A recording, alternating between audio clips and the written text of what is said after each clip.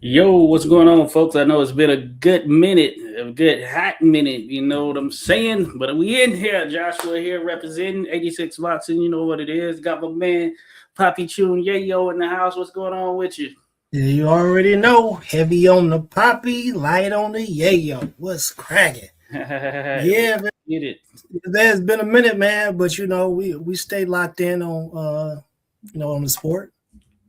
Yes, sir. Yes, sir. We have been in the background, as you all may know. Yeah, we still stay locked in for sure on things. So tonight we're supposed to be doing an interview with Darryl Bagley out of Laurel, Maryland. He's got a fight coming up. It's going to be at the Patapsco Arena in Baltimore in June, I believe the 27th of June to be exact. But as we wait on him, we wanted to come on, have a few points to discuss and all of that because there's a lot of action, a lot of chatter, a lot of just stuff in general going on right now in the sport of boxing. But before we do that, be sure to hit that like button. Be sure to subscribe, not only here, but Poppy Chun Yayo as well. So with that in mind, yeah, a lot of stuff going on there, Poppy, and I mean on so many different fronts, from some good action, some questionable action, some fights, legal action, you name it. You just got the whole nine. The sport is crazy right about now. And we'll say that it's women's boxing that is doing its thing right now, leading the charge in some of these headlines that are out here at this very moment, man. Let's get some thoughts going on. What Yeah, like MVP and found their way into the spotlight again. Man, if you want to talk about some people that know how to market and some people that know how to keep their names in the headlines, MVP and Jake Paul, those guys, man, I want to tell you something, man. Those guys know how to keep their names cracking for whatever reason. They know how to do it and know how to market. I don't gotta like them, but they know how to do it.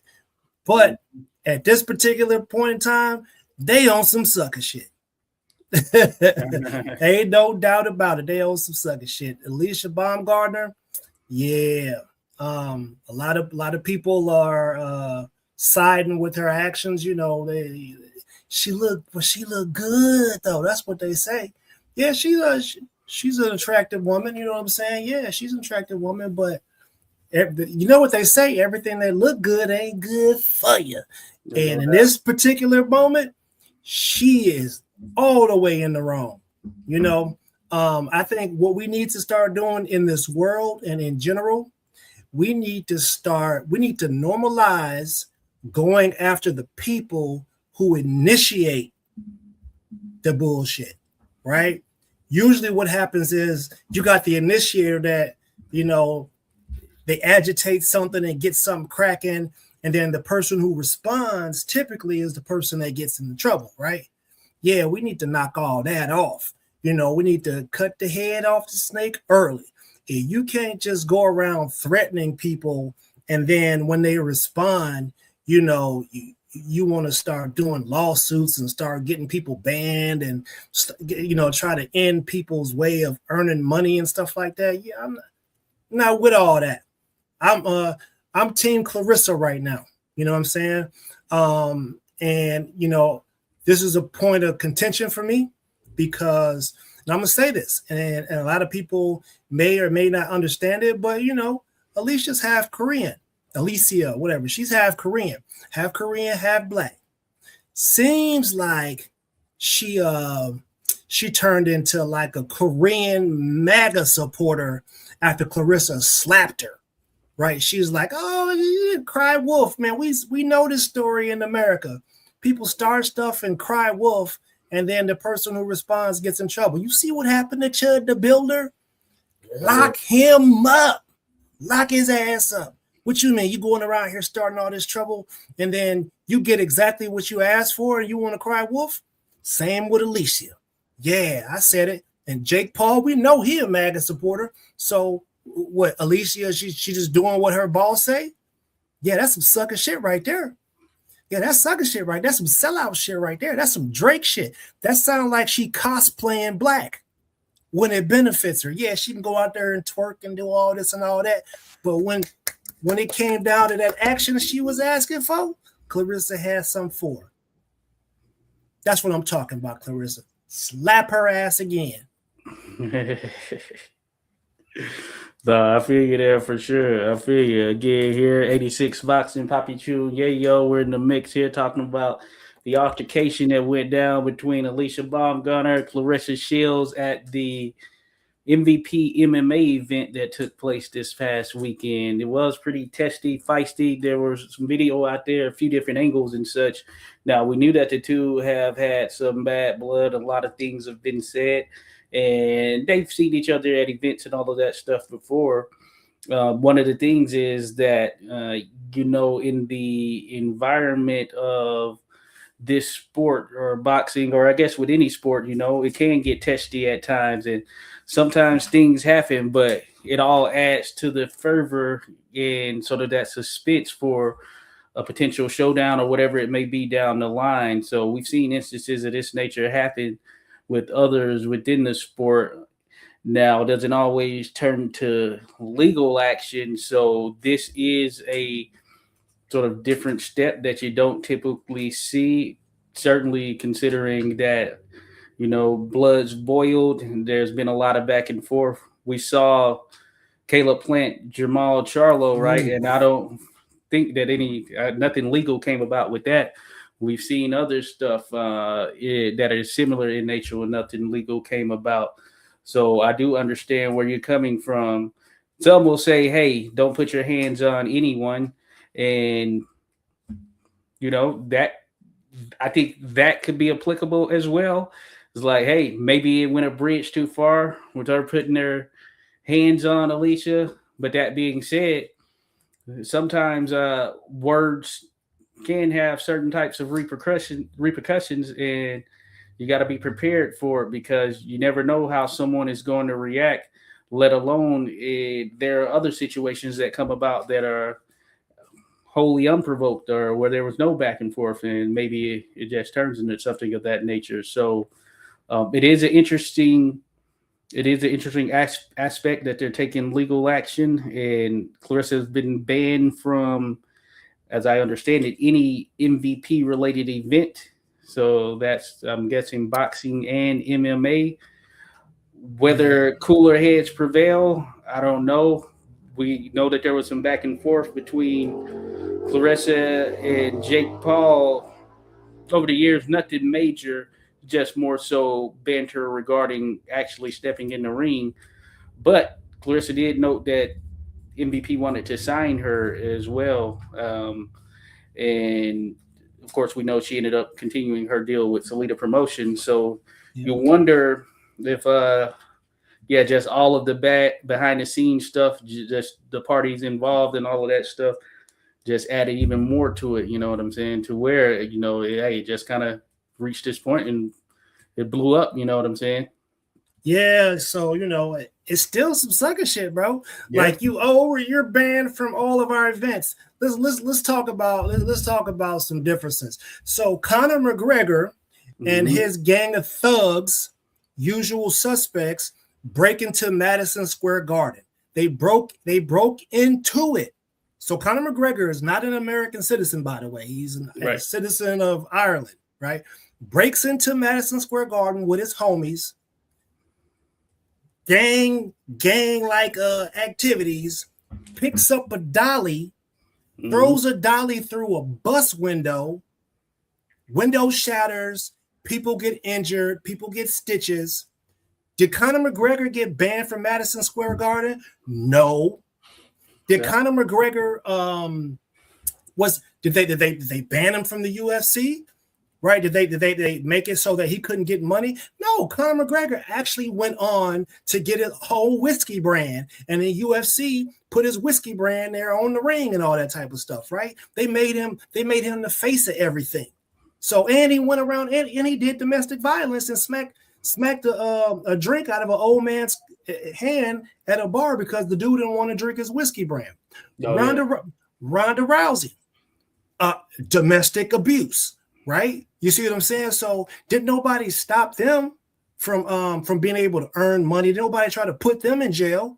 As a matter of fact, Conor McGregor should have lost his ability to be in the United States. That seems like that's a felony to me. So you shouldn't even be able to allow. They should have deported his ass. He should never be allowed to come back to the States after doing something like that. Right. So we could talk about those things. You know, I mean, what's his name? I can't remember where he comes from, but the Dagestan guy who they got into a thing where he leg kicked the dude. Sean Strickland, he leg kicked him. Oh yeah, you know what I'm saying? Like, did somebody sue him and try to put him in jail and make it so that he couldn't get money? No, they get to see each other in the ring. So yeah. I agree with you to an extent where people shouldn't put their hands on each other, right? Yeah. But when we're talking about gladiators, people who make a living off of putting their hands on people, if they putting their hands on another gladiator, people are like, oh, she's in a different weight class. No, they are adults. Right. They're grown women who happen to be in the fighting sport, and one of them happened to do a threat, and the other one happened to be on the receiving end. You know what I'm saying? The schmiznak. Yeah. So she smacked all the black out of her. She turned her into a MAGA supporter. I'm telling you, bro. Come on now, Jake Paul and them, man. Listen, bro. So if you want to, do legal actions and ban people and stop them from doing that stuff, what about Netflix? Like, you guys got a Netflix deal and you out here talking about doing blackface. How about that, sponsors? How about if we boycott the sponsors, right? So we ain't playing these games with y'all, man. Knock all that shit off. And all you black women out here hating on Clarissa Shields, y'all just mad at her because you Remy Ma fans, right? Know the difference. Even Remy Ma's American, right? Clarissa's American, right? You know what I mean? Like, y'all out here, oh, she's out with papoose, blah, blah, blah, blah, blah. So what? Who cares about their personal life? We talking about boxing here. That's what we talking about. We talking about boxing, and y'all are out here. The hate that Clarissa's receiving is ridiculous, bro. It's ridiculous. No, I hear you 100%. Again, we're here, 86 Boxing, Poppy Chun Yayo. We're having a discussion. And hey, that's what we do on here. We have those deep type of discussions, and we appreciate everyone who's dropping in. Those will be checking on the replay. Salute to Josh Taylor as well, who dropped by, showed some love. We should be interviewing Darryl Bagley at some point coming up, so we're just waiting on him to get situated, hop on, and we can go from there. But in the meantime, we're talking what is going on here in the sports, some of the latest headlines and such. The Clarissa and Alicia sort of legal action now that is at play. So it's going to be interesting to see how this ultimately plays out there, because you have two of the biggest names in the sport, certainly two of the biggest names on the women's side, but in the sport in general. So I'd imagine this could get even uglier depending on the route that is taken, especially once you start to get the legal system involved with it. And I know Alicia mentioned, or in her post, that she'd be speaking through her legal team or whatnot. So it'll be interesting. So hopefully, as mentioned, cooler heads can prevail, and maybe this leads to a matchup between the two at some point down the road, because as you noted, they may be in different weight classes, but Alicia seems to think that she can handle her. At least that's the interpretation that I've gotten from some of the things that she said. She doesn't seem to have an issue with the weight class or whatnot. So, hey, if they make it happen, make it happen. You know what I'm saying? Oh, she got an issue with it. You got how you supposed to fight somebody? You try to get them put in jail. Yeah. She got an issue with it. That's not what she's looking for. At this point, she's a clout chaser. A woman who's cosplaying. She's cosplaying black people, just like she's pulling a Miley Cyrus. That's what she's doing. She's pulling a Miley Cyrus. She out here twerking and shit. And then when it's convenient for her, she get to go over to the countryside. She out here. She finna put the hip hop and twerking up and start doing the K-pop. Yeah, I said it. Año haseo. What's up with it? As Rob Parker says, here for cup of coffee and a sweet roll, and then move Yeah, on to the thing. You know what I'm saying? So this will be she had interesting. she'd have This made is a pit stop in the hip hop culture. yeah, no doubt about it. But hey, that's how it goes sometimes. But hey, we're welcoming and inviting people in, and sometimes it's just crazy. You want some of that reciprocation, and it Mhm. doesn't always happen. So hey, we're gonna continue to do what we do, continue to build bridges. Of course, that's the ultimate goal there. Again, we got Darryl Bagley getting ready to hop on here. He got with me. He'll be here momentarily, as a matter of fact, and we're gonna discuss his career as a fighter out of Laurel, Maryland. We'll find out a good deal about him. This being myself, Ernest, because he's a new fighter for us in terms of we've just recently been introduced to him. So we're going to try and get his story. I'm sure it may be new for some of you in the audience as well. So we look forward to that. Um, Real quick, though, there is a big card that is coming up in Egypt. I think that's a massive platform or whatnot. But we'll get into that. But because Darryl is here now, so we're gonna bring him on and we'll dive into the discussion surrounding his career and what's upcoming. Give me one sec as I get things switched over here to get us prepped to be able to take him on. There again, it's going to be Darryl Bagley who's going to be joining us. All right. Hey, how's it going there, Darryl? What's going on with you? How y'all doing?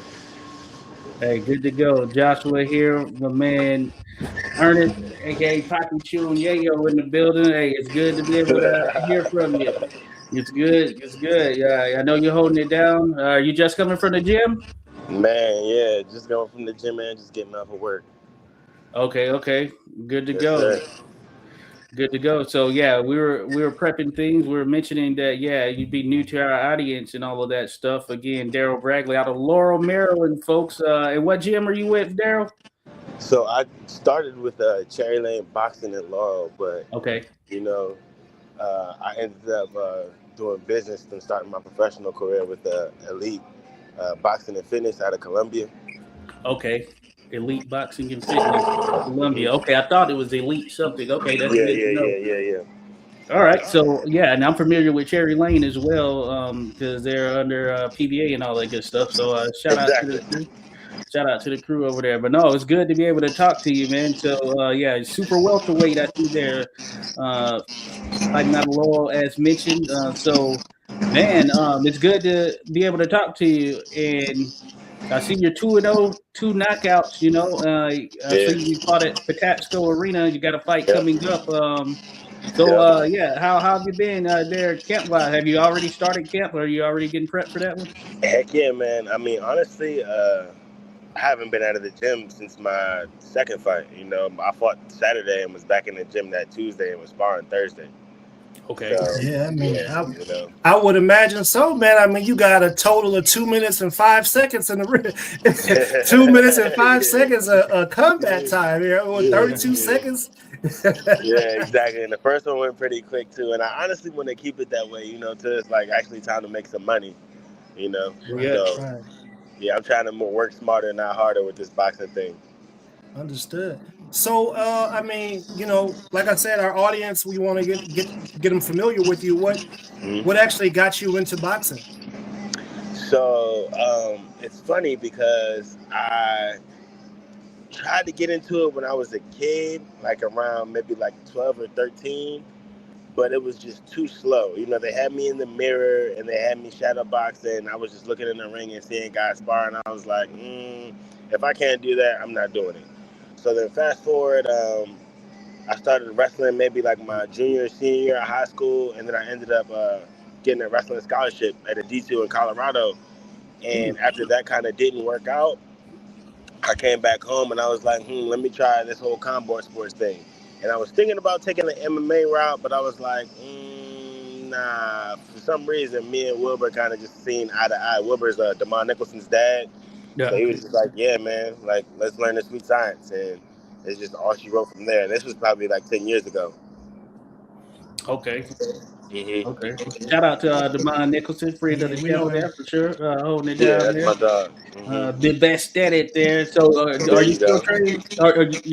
His dad's not your trainer now, right? No. Okay. So honestly, because I work with Kwame in the evenings and the afternoons, Yeah.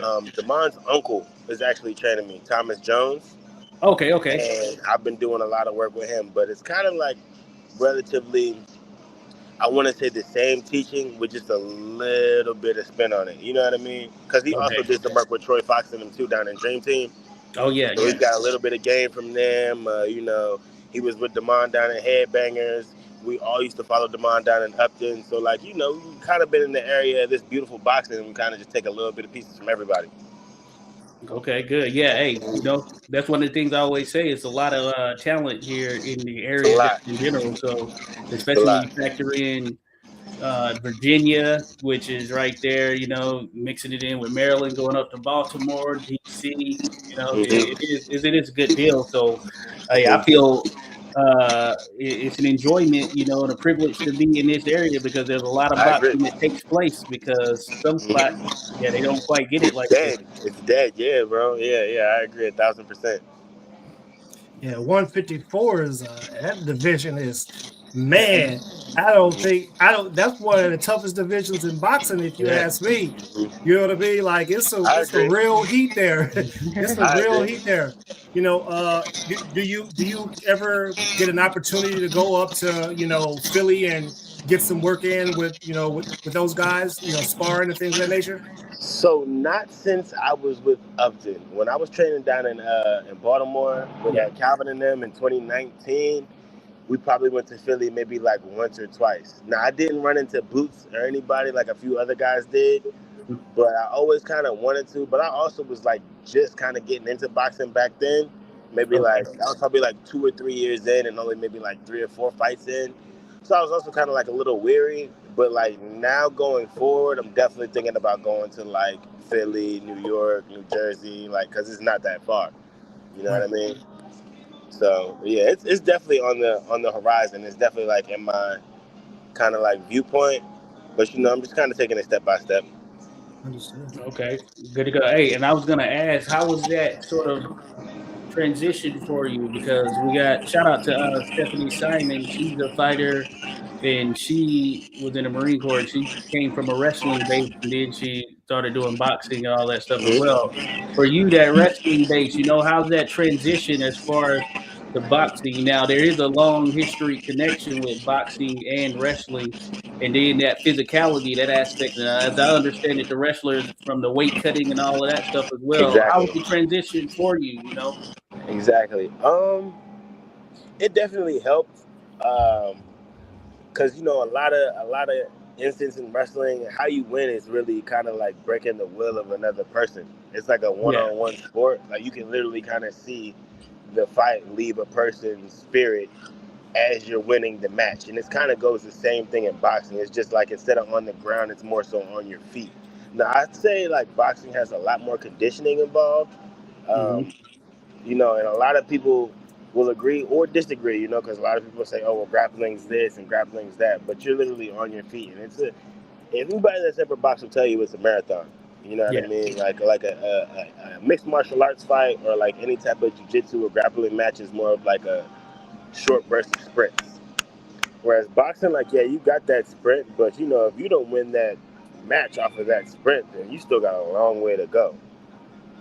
Whether it's 4 rounds, 6 rounds, 8 rounds, or 12 rounds, like those 4 rounds still eat some people up too. Oh yeah. So it definitely helped, and I don't mind cutting weight. I know, of course, the process is grueling, but I'm familiar with it. Like I've been doing it since high school, and I did it in college. So like, yeah, I kind of have a pretty decent system. Now I will say you can kind of get away with a little bit less food in the tank and like nutrition in wrestling as opposed to boxing, because the boxing Yeah. training to me is just a lot more conditioning. So you got to have like different levels of fuel when Hmm. you're prepping for a boxing match as opposed to a wrestling match. Like I used to go kind of like a day or two without eating and just used to hydrate and get on the mat and then lose the water. But as opposed to like if I'm trying to spar or hit the pads, while I'm trying to cut weight, it doesn't work. I got Yeah, it you. doesn't work. Got you. Yeah, I've Mhm. seen some others sort of going through the process and all that stuff. And yeah, you Mhm. do. Yeah, that nutritional aspect of it is key piece as It's well there, everything. because you still need to keep your metabolism going and all of that stuff. Mhm. I don't envy it. That's what I would say, just from being in and around the gyms and just kind of seeing it as people go through it. And it can vary because some people, as we've seen, may not be addicted, but they shoot up there in weight in between fights. Others, they Mhm. stay kind of moderate to where it's not like a heavyweight cut for them or whatnot. So having a little background in that, I suppose you're able to seem like you're able to kind of pinpoint it or point out what you need to do in order, to be Exactly. successful for yourself. And I'm not gonna lie to you. I'm still human. Yeah. Like in between my first fight, my first fight was in September. My second fight was in February. So I Okay. had November, December, and January. And I'm born in January. So I literally Thanksgiving hit me, Christmas hit me, my birthday hit me. So I Oh, picked up quite a bit of weight oh, after before that second fight. Like I had like a 20-pound weight cut, before my second fight. And I waited too late to do it too. Like I did it probably like in the last 2-3 weeks of the fight. All right. All right. Yeah, Well, so we're glad you made it through. You got to stop yeah, it, man. So yeah. you made it through. yeah, Beans, yeah, greens, potatoes, yeah, tomatoes. exactly. Yeah, Straight up. yeah, yeah. And I Yeah, definitely I like to eat, man. Like shoot, yeah, Hey, I'm not gonna lie that to would be you. my issue right there. Right there. Hmm. Chowing down, being staying away yeah. from Be these careful. sweets. You gonna have to get up Yeah. there and fight at 175. You So my first amateur fight was at light heavyweight. My Okay. first Okay. amateur fight Okay. was at light heavyweight for sure, and then I cut down to 65, and then now of course entering the pros at 54. Now I'm kind of looking at 47. Like, if I can get down to like 53, 52, I think I could try to make that. Oh You know yeah. what I mean? So I'm definitely thinking about it. But of course, those guys are gonna get quicker too.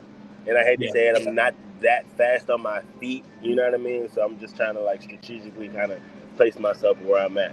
Use that mind in there. You know what I'm saying? Hey, you Exactly. overcome it. You might overcome it. Keep that Exactly. mind. Exactly. Exactly. That's good stuff. Real quick though, before you go, I know that since you brought it up, the amateur side of it. How many amateur fights do you have, or how long do you stay in amateurs? 7, bro. So Okay. so of course I got into the sport late, and Yeah. I always had to have like a full-time job. Like sometimes I had 2 jobs, three Yeah. jobs. I never really established a career yet besides boxing because I was always so fixated on boxing. Like I never really picked up any trades or anything. Yeah. But I definitely was always trying to like get to the money and box, and that's kind of like that was a part of my difficulty in the amateurs. Mm-hmm. So like I spent a lot of time out of the gym. I started boxing before the pandemic. Nobody was boxing during 2020. Yeah.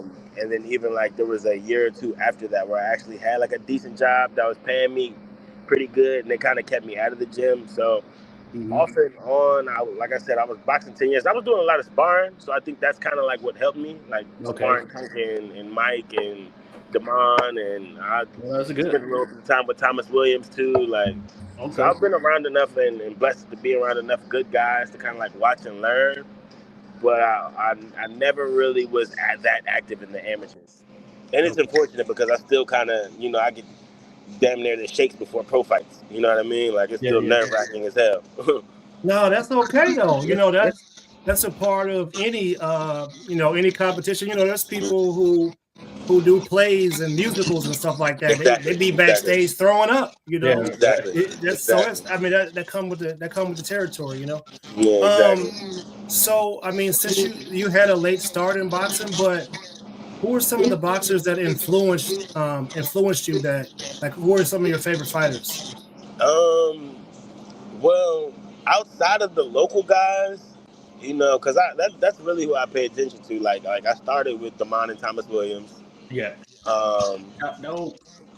I went down to Baltimore and was training with Tank and Lil Malik Warren and Mm-hmm. Malik Hawkins. I used to see all those guys, and a lot of people would come in. Emmanuel Lima would come in. Travis Lee used to come in.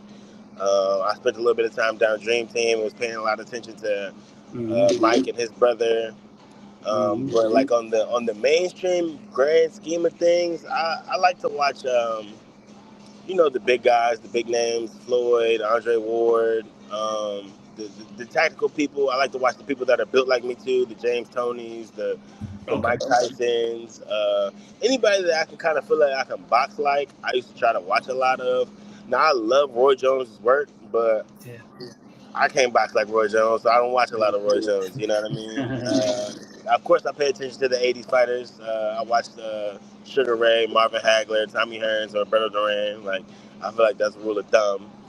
The heavyweights from the '60s. Like, I try to get as much boxing knowledge and experience as I can. Because it's just one of those rich sports where it has a lot of rich history. Oh yeah. That's a great answer, man.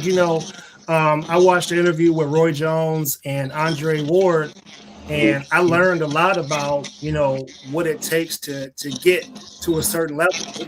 Roy Jones actually, he's an OG, man. Like, just listening to him talk about how he got to where he got to was pretty incredible. It's good that you watch a lot of different guys, because you can learn something from anybody. And now that you're actually in the sport, I would imagine that when you actually watch fights now, that you see it differently versus how somebody else would see it.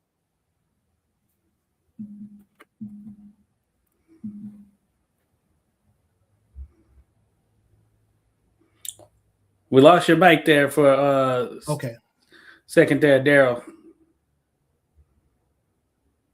Can you hear us? Yeah, I think we got you. Yeah, we got you. Okay, yeah. So I was saying, a lot of times I don't look at like how much a person's connecting punches. I look at what they're doing with their feet. Okay.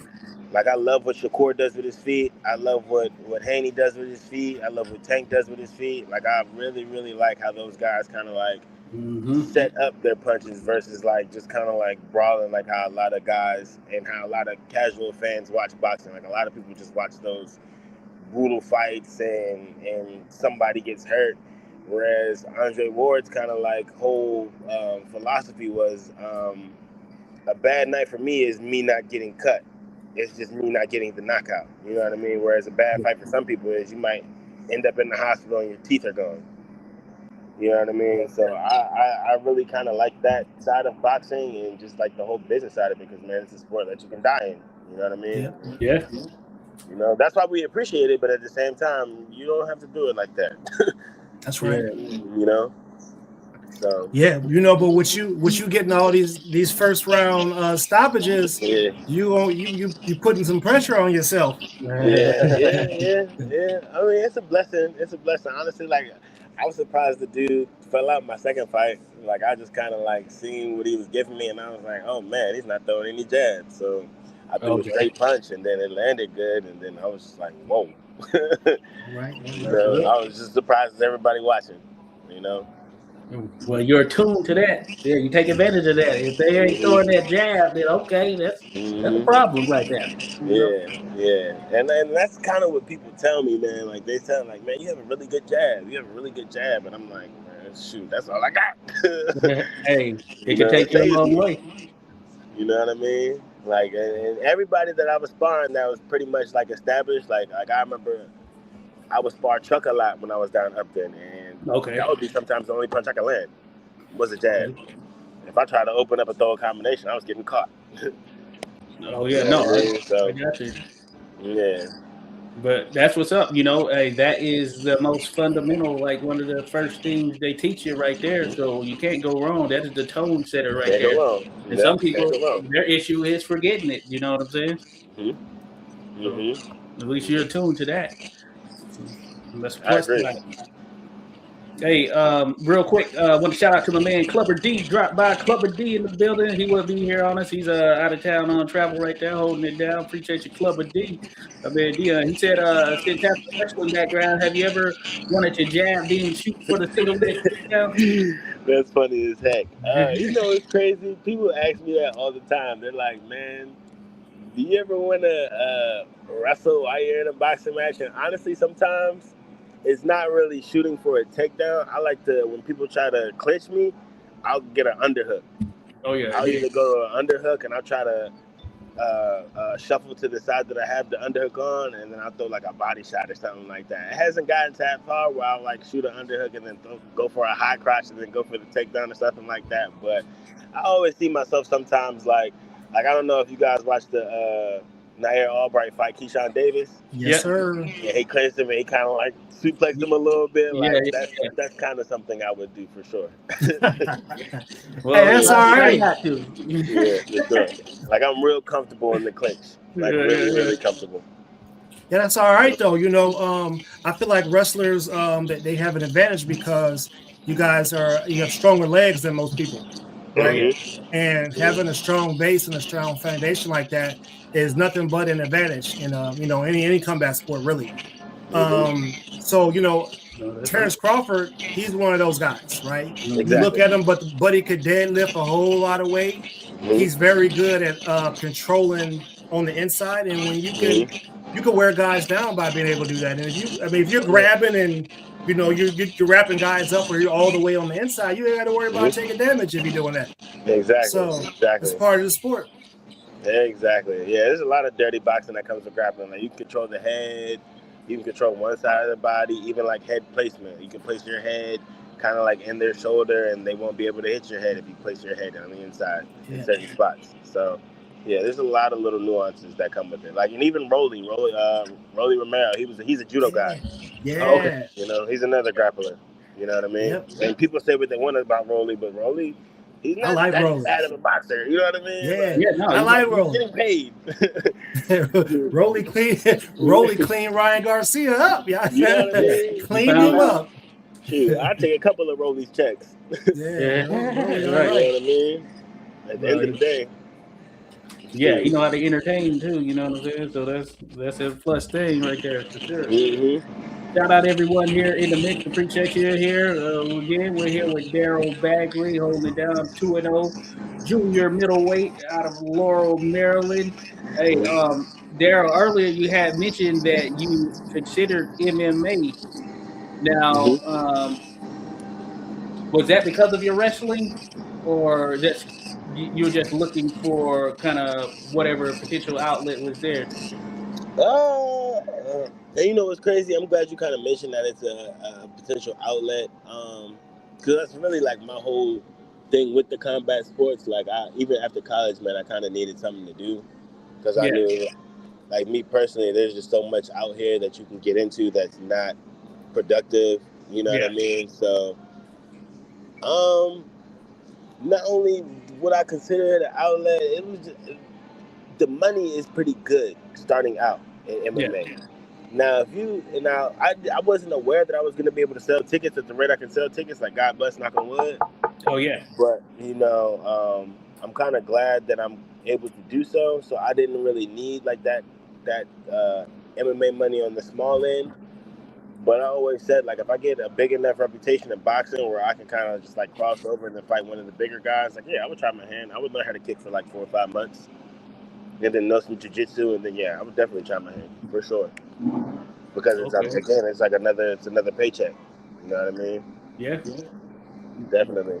Like, and those guys do it all the time. They're not really – and I don't think anybody's been too successful at it. You know, Francis Ngannou got destroyed by Anthony Joshua.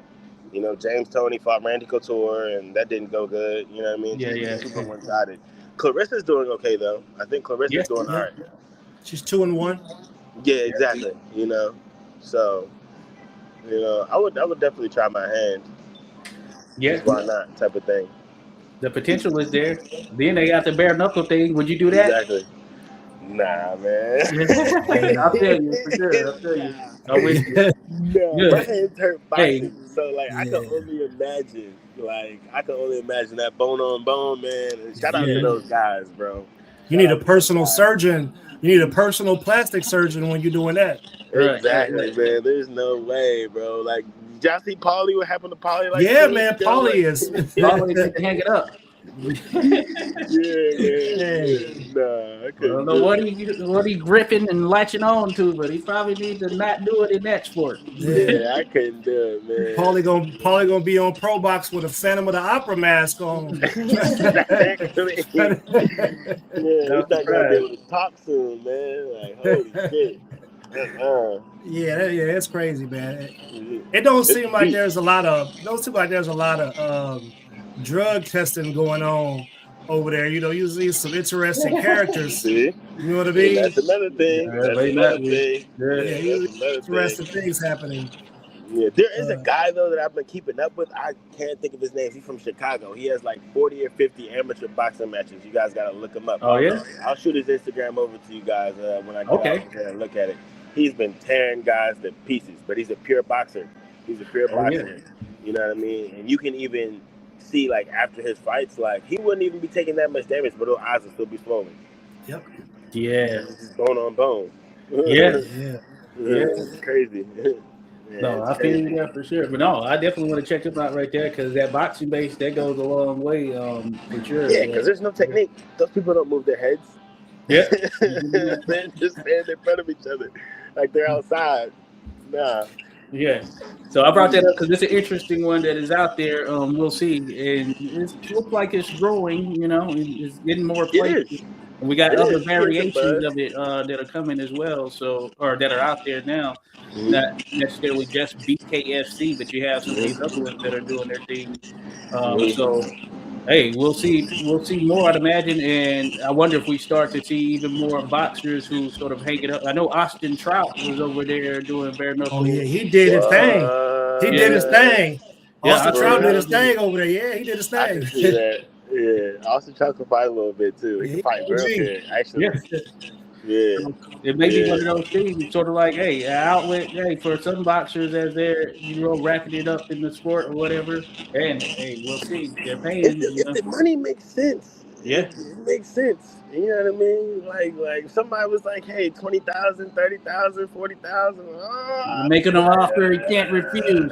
You know what I mean? I might do it. Shoot. I don't know. You know what I mean? Now, anything less than 10, I'm good. No, I feel you for sure. Yeah, I'm good. I might even go do power slap before I go do that. Oh no! Oh no, man! I see the dude they call Wolverine. Like I've been watching power slapping for years before it became an official sport. Yeah, man. I didn't see dude get the teeth get smacked out. Free concussion. Yeah, you can't just sit there and let somebody just haul off and just. No, I can't do it. Just not built for it. It be them dudes that be like farmers, bro. When they work, you know what I'm saying? They be wrangling cows with their bare hand. Yeah, and they exactly. Right on the chin. And they'll cheat too. They'll hit you with the palm of their hands. They'll take a deduction to give you a concussion. Exactly. Bro. It's insane. It's wicked out here, isn't it? You can't do that, bro. Yeah, it's wicked. So look, I mean, BoxRec has you listed at 5'8". Is that accurate? Yeah, it's pretty accurate. Accurate. So let's go ahead. So let's say you get fast tracked and you have a Edgar Berlanga type streak where you 12-0 with all first round knockouts, and they try to put you in there with Fundora. Have you ever sparred somebody that was 6'7"? The tallest person I probably sparred was Mike. Mike, okay. For sure. I would take the Keith Thurman approach right there. I'd be right down Sugar Ray trying to Mike. Where you at? Okay. Yeah, he's tall and slender, so they list him at 6'3", 6'4", or 6'3" and a half, or something like that. For sure. You talking about Fox? Sure. Yeah, Mike Fox. Yeah. Okay. Mm-hmm. Yeah, I would. That's how I would prep for that for sure. And I think I would take it. I think I would definitely just go to his body, and I would try to get him like old boy got him, like go to his body and throw overhand. Oh yeah. But honestly, he was throwing a lot of straight punches to Keith Thurman, so he's gonna be hard to deal with. Okay. Yeah, he's getting better. I'd say that he's definitely getting better. Oh yeah. I was thinking about that earlier. With him. That's what I want to see. Either Boots or like Xander Zayas or somebody like one of those top 154 guys. If it ever happens, you know how boxing goes. Oh yeah. Hey, that fight's happening. Boots, Xander Zayas. What do you think of that? For sure. Ooh. What do you think? I definitely got Boots. I honestly wanted to see, fantasy fight Boots and Terrence Crawford. Like that was like the fantasy fight for me. You know what I mean? But again, like I don't blame anybody for milking the system how they milk it, man. Yeah. You know Get what I your mean? money. Yeah, man. Like I said, you can die. Yeah. 154 got dogs in there. I mean, Yeah. we could see Boots Earl, Boots Virgil Ortiz. Mm-hmm. You know, it's some dogs in 154, man. I love watching them that division. I mean, and Jamel Charlo trying to be, you know, he's trying to be back in there. So it's definitely some work there. Exactly. I think I would try to sneak away with something because that's where Jared Hurd unified everything at. Yeah. You know what I mean? And I think he just kind of like bullied his way to the belt. Yeah. You know what I mean? Like I think definitely like if I could try to mimic his style too, or if I could just, you know, take an ass whooping and then let a motherfucker get tired. No, don't do that. No, Jared Hurd was taking too much damage. Yeah. He was taking too much damage. He was taking a lot of So damage. that kind of offset it. So he got a heart made of gold though. Yeah, right. No doubt about it, you know. So you always wondered about that sort of the damage, you know. So hit that pinnacle, but you know, it's kind of short in terms of because there's a lot of tough fights, you know what I'm saying? Exactly. But he did it in a doggish type way, you know what I'm saying? He took it and dished it out. You know? He gave away all of his advantages every time. Yeah. All his advantages, he gave them away, you know? Yeah. It was surprising, man, how he kind of did that, man. Because even if you talk to some people locally, they're like, man, you know? Yeah, that's what I've heard. Yeah, that's what I've heard for sure. He did it, but... you know? Yeah, it's one of those things. So you never know. So when those opportunities come about. Now, Darryl, you're 32, right? I saw on Botbrick said you're 32. 32. So I know you mentioned starting late and all that stuff. So you're still at a good age where you can make some things happen. As far as what your sort of outlook is, are you someone that wants to sort of fast track it towards, say, a title or anything of that nature? And as a matter of fact, what may be a better question is the one you asked there, Poppy, in terms of the little 3 different things. You know what I'm saying? That may be a better question. So hold that thought right there, Darryl. Oh, you're muted. Okay, so a question that I always ask every guest. It has no right or wrong answer. What I would say is you got belts, you got legacy, and you got money. Could you rank those 3 things in the order that, you know, that how you prefer to be, you know, like what's your preference between belts? Could you put them all in order? And maybe explain why? I definitely wouldn't mind legacy. Like me and Kwame talk about it all the time. Like I wouldn't mind having a Mickey Ward career. Like if I can get Fight of the Year maybe like once or twice, or Knockout of the Year once or twice, I wouldn't need a belt. You know what I mean? Because if you can fight, you're gonna get paid. You know, Gabriel Rosado, I don't think ever had a belt. Gabriel Rosado's paid.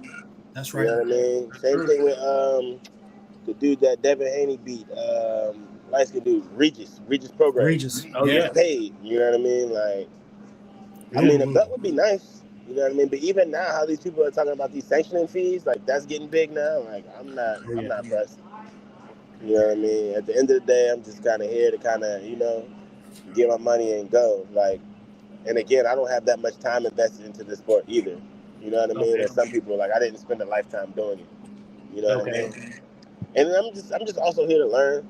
You know, like as much as I can pick up on while I can. Like, and I wouldn't mind fighting into my 40s. It just depends on how it goes. You know. And then plus, there's so many ways around. Like people are going to Colombia and fighting. People are going to Mexico and fighting. Like, I'm like, man. Like, I wonder how much is an opponent in Thailand or the Philippines. You know what I mean? I wouldn't mind going to Europe and fighting. You know what I mean? Like, you gotta be about 115 pounds to go to Thailand. yeah, I know, right?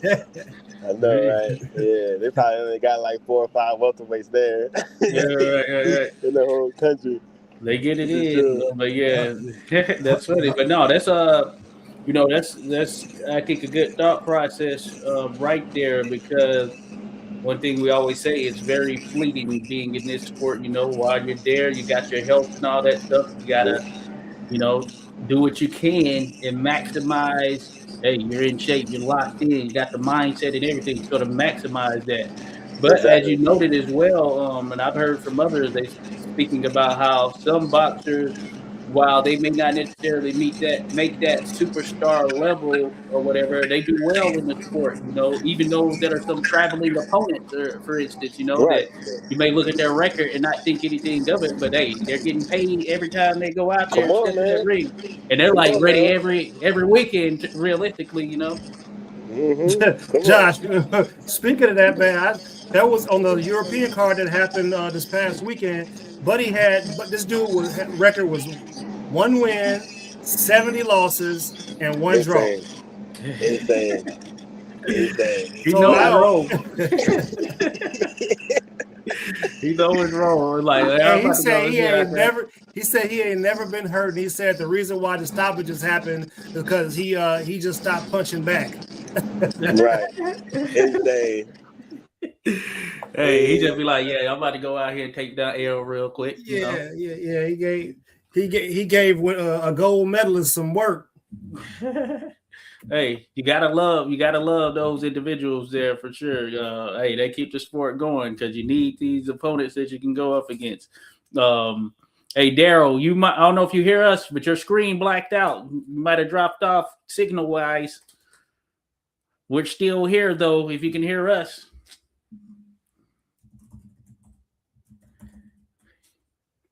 All right, we'll wait for Darryl to hopefully he gets back in or it drops off or it connects back. But that being said, here with Darryl Bagley. Oh, there you go.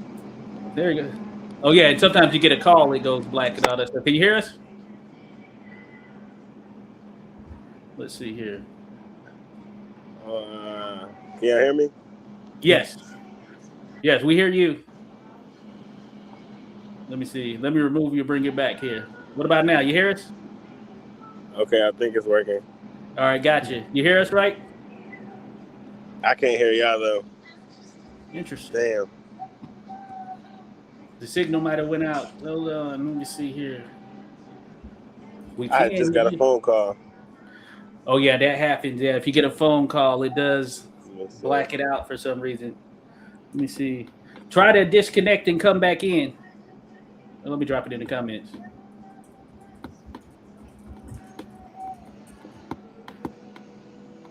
So here with Darryl Bagley, folks. Oh yeah, it's been a good conversation too. You know, we want to get you. We definitely want to finish this thing up. So yeah, try to disconnect and come back. All right, he's trying to disconnect here. All right, there we go. And hopefully he'll hop back in this thing. But yeah, so far so good there. Just in terms of having this discussion, you know, hey, I like his mindset, no doubt about it. Yeah, you know? Absolutely. I mean, this is prize fighting, right? You know, prize fighting. That's what it's about. Yeah, at the end of the day, you have to think about and stay attuned to the sort of business side of it as well, you know, because sometimes that opportunity can come, or sometimes you can be waiting, or you may get that one opportunity. And hey, just keeping yourself ready, locked in, prepared. Hey, it can work wonders for you there, especially in this sport.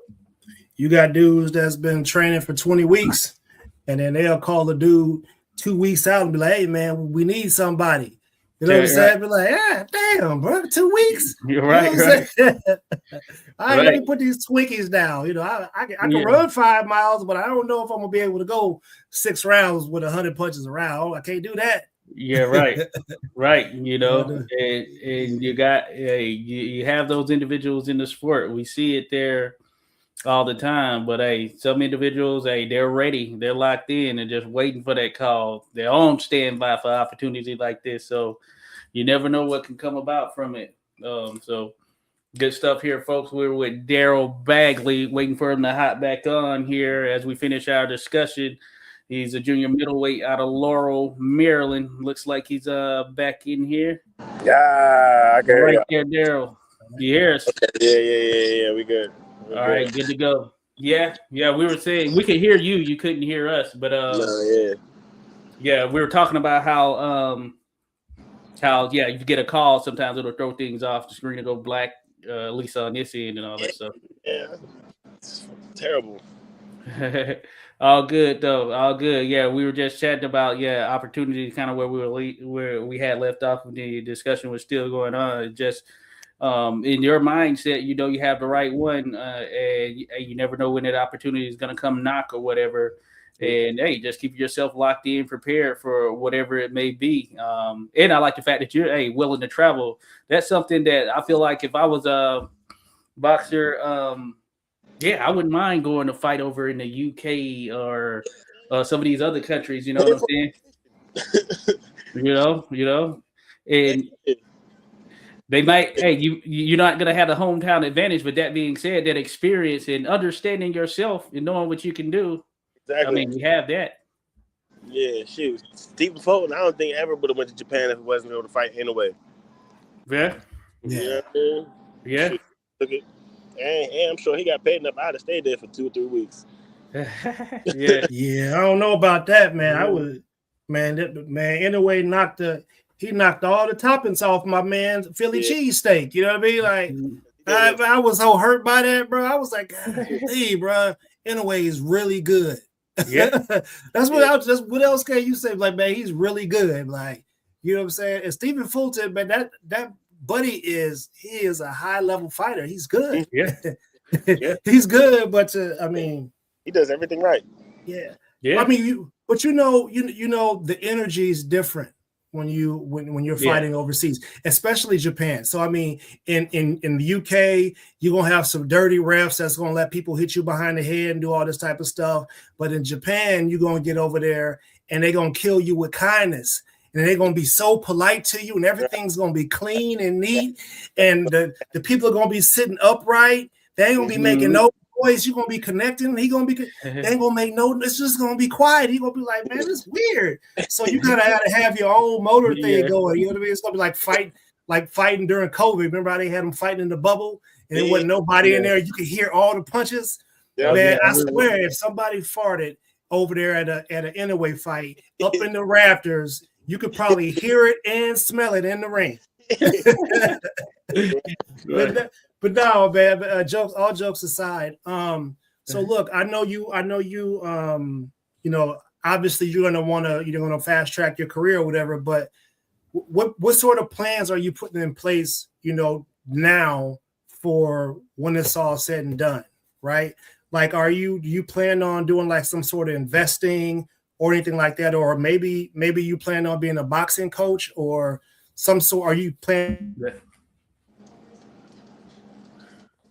So like I already kind of been working close to Kwame in his gym and doing a lot of training with a lot of his fighters, and you know, some of even his amateurs helped me get ready for fights. But he took a couple fights in Colombia and Mexico, and that's kind of like the same path he was thinking about putting me on.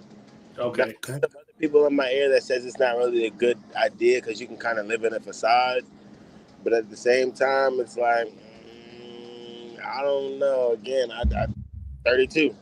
You know what I mean? And me personally, like, I would go take a couple fights down there, and then if I got a big fight, I'm going right back down there, and then getting a couple more wins, and then looking to see what's next. You know what I mean? Because if I could fight 3 times in a week down there and stay down there for 2 or 3 weeks, and I can finance that from a big fight, then I'm looking at a whole different type of paycheck versus me having only 10 to 12 wins or, you know, 8 or 9 wins. You know what I mean? You could slide down there to Nashville, down there at Country Box, get with Jimmy and you know what I'm saying, the real Rick Ross, go over there and clean up a little bit. I was thinking about that too, because there was a guy, he comes by the gym a lot too. His name's Henry Stewart. He's been doing a lot of work in the Midwest. Like he goes and he pays the slot fees, and that's what I've been asking a couple promoters, like, okay, how much is the slot fee this and how much is the slot fee for that? Because honestly, from a business standpoint, you're paying more money selling tickets, or you're coming up with more money selling tickets as opposed to paying a slot fee. Like a slot fee, the highest amount I probably heard was $1,500 to $2,000, but to fight locally, like every promoter wants you to sell 5,000 in tickets. Yeah. Ooh. You know what I mean? And that doesn't sound like a lot, but it No, it's a lot. That's a lot. You know what I mean? Like Yeah. at $75 a pop for a base level ticket, you're looking at trying to 100 people. That's 7,500. That's that's just over the the threshold. Yeah. No, that's no, that's a major part of it right there, and that's a side that some don't see, and that's why the support means what it means. When you get the people coming out. I'm trying to tell you, and there's a lot of people too that'll run into some people sign these manager contracts where they'll be in good with the promoter and they'll pay for a couple of your opponents out the gate, but they want a large chunk of your money for damn near the rest of your boxing career. Yeah, that is something that happens, and I was thinking about what you were saying and going to take some other fights. I know that, for instance, Tiara Brown, she became world champion last year. Mm-hmm. And, she used to be out at the Headbangers gym, and she's Hillcrest Boxing here. And I just remember she was calling a lot of these fighters out, and they weren't giving her the opportunity. So she took some fights in like Dominican Republic, things of that nature, to make sure that she stayed busy, stayed sharp on her game. And then when her opportunity came, she traveled to Australia, got it done. You know what I'm saying? So sometimes that is the route that you have to go through. You want it to be a different way or whatnot, but yeah, having that focus and mindset and understand that you may have to take an alternate route towards the top, then do what you got to do. And she's somebody I respect too because she had a whole career while she was boxing. You know what I mean? Like it's not easy to do. Like some people don't like the idea of working a 9 to 5 while they're being a professional boxer, but I've had like Thomas tell me all the time. He was like, "Man, I fought on ESPN and was working at Sam's Club." That's okay. I think until recently, where Shakur Stevenson is fighting an electrician. Why y'all just using that for a talking point? So what? He's an electrician. So people gotta grind in order to pay the bills. So it means nothing. And I think they still bought Padley a house or some crazy that was floating around. I'm like, damn. Right. Why not? You know what I mean? People go to the gym. Yeah, look, what you're doing right now, what we're accomplishing here right now is a great start. So, this is giving you a presence on the World Wide Web and YouTube and all the other platforms. And so people are actually getting an opportunity to follow you. So let me ask you this. Do you have a YouTube page where you're putting content out? Do you have a business page where people can find the tickets for your events at? Do you have any merch that you're selling that people could support and things like that? So, those are just questions that I would ask. Yeah, I'm just kind of getting into the whole merch thing. Like I work with a guy, he's been a big supporter of mine. He's been doing a couple of my t-shirts. I like to get a little bit further into that and like find like a distributor that I can kind of like run it the whole situation myself. I do have an Instagram page that you guys follow. That's very, very it's new. And even when I talk to a lot of people with business, they're like, man, you don't have any followers. Like you'll benefit more off of my platform than me benefiting off of yours. So like I'm really, really grateful that you guys like even took the time to even consider, having me on here. You know what I mean? Because again, like you just said, like that's like the whole part of boxing. Like I have a YouTube account. Do I put content on there? No, I need to start. But it's a lot, man. And I was never really one of those guys that was took pride in like get in front of a camera. Yeah. Like that's not really like my whole thing with boxing. I was just kind of doing it for the love of the sport, and that's dumb. But it just is what it is. You know what I mean? And that's a start. You know what I mean? I plan to, be more viewer friendly and just kind of like interacting with the whole the net. You know what I mean? And getting myself out there, especially like before it gets big. Yeah, I would tell you somebody who's really good at that. Brandon Adams, the Cannon Nation, that guy right there, man, he putting some content out, man. It's funny, it's entertaining, but Buddy can get busy in the ring. Because a lot of people Buddy gets busy. He gets busy. No doubt. No, I knew he could do his thing. I was familiar with him. I saw him participate in some stuff. I remember seeing him on ESPN. Then he won at Contenders when they brought that back that second time. So hey, and he's locked in. He's always in shape, ready to That's go. right. You know what I'm saying? So he's a good one. But I understand you on the I think the social media thing. So a lot of the younger fighters now, they were born with the phone in their hand. You know what I'm saying?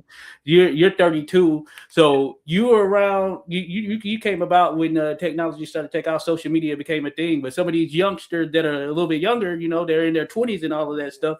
Social media was here, and they were on it from day one. You know what I'm saying? So I think we moved a little different back then, especially like for me. I didn't get a have a cell phone until I was in high school, and it was like a track phone that had that little green digital screen or whatever, you know what I'm saying? So it's different, So you have to get used to just being on there, and even doing this podcast and stuff, had to get used to just talking to myself at times, you know what I'm saying?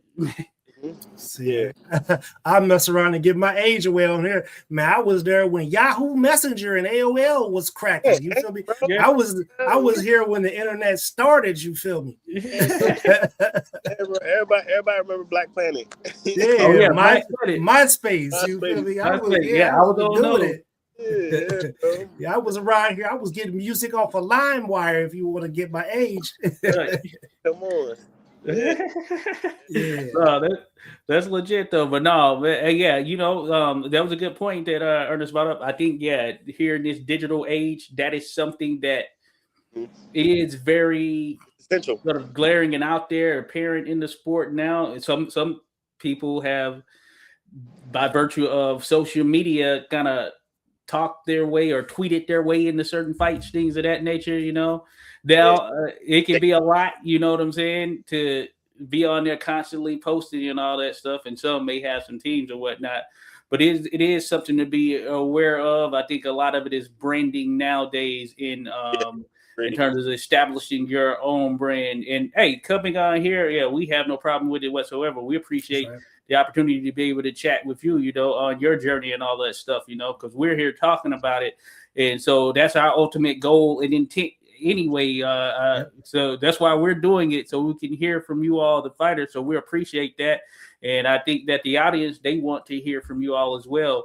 And it's always, an opportunity there for you to start to build your own platform, and start to get out there more and, take advantage of it and do it your way. You're more mature now than some that are a bit younger, so you might take a different approach towards how you interact on social media. Yeah, I agree 1,010% because I'm definitely a person that's, the internet don't need to see everything. Right. That's right. Like I tip my hat off to AB every day, man, because for better or for worse, he took his personality and he took the platform and he went to the moon. Now, right. I think he could have went a little bit further, but 100%. I'm glad the outside noise. Definitely. But so speaking of AB though, but who you surround yourself with is also important. Not everybody has your best intentions at heart. Some people are there to be freeloaders, or some people are there to ride your success train until you fall off and they jump on somebody else's success train. So, it seems like you have a good team, and you have a good plan. Personally, I'm looking forward to seeing, your progress in the ring and what you got going. And, we would say, don't be afraid to come back here, even if you lose. We don't care if people lose or not. We're here to support. It's a sport, in sports, you take an L, you win. You get to get back up, you get to try again. That's how we see it. That's our perception. And we don't care if you got 20 followers. Tierra Brown's that way as well. She affords opportunities to the smaller platforms to be able to converse with her, and it should be that way. We can all help each other grow and be there for each other when things aren't going well.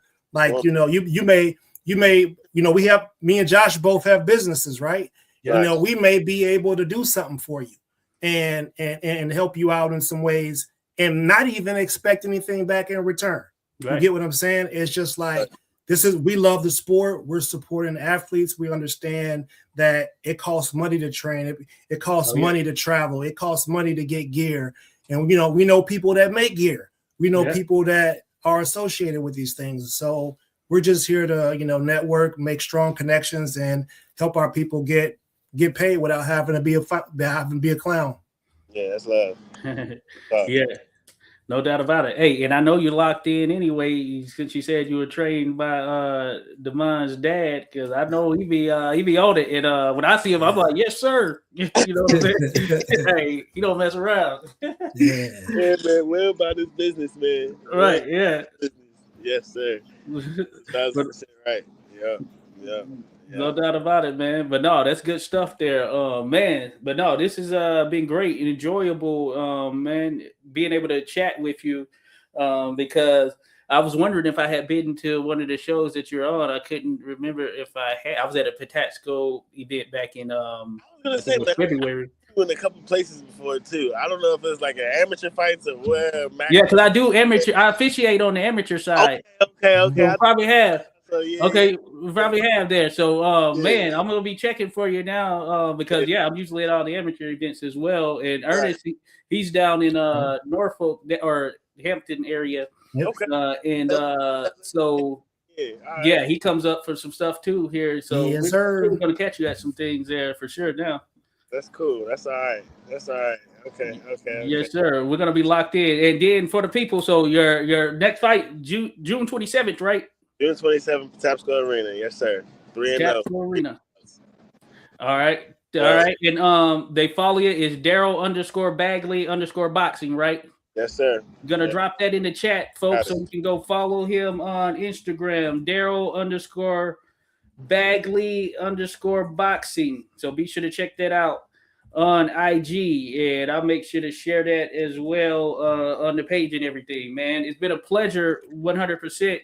Man, being able to chat with you here, you're taking the time, putting it at the gym, putting in work, all of that. Yeah, you're doing some grown man stuff, you know what I'm saying? So we appreciate you. Waiting for me. Thank you guys. I really appreciate it a whole lot. Oh, yeah, no problem at all. And for the rest of the folks out there, we'll catch up with you all here on the back end. So enjoy the rest of your night. Take care. I'll be tuned in as well. All right. Thanks.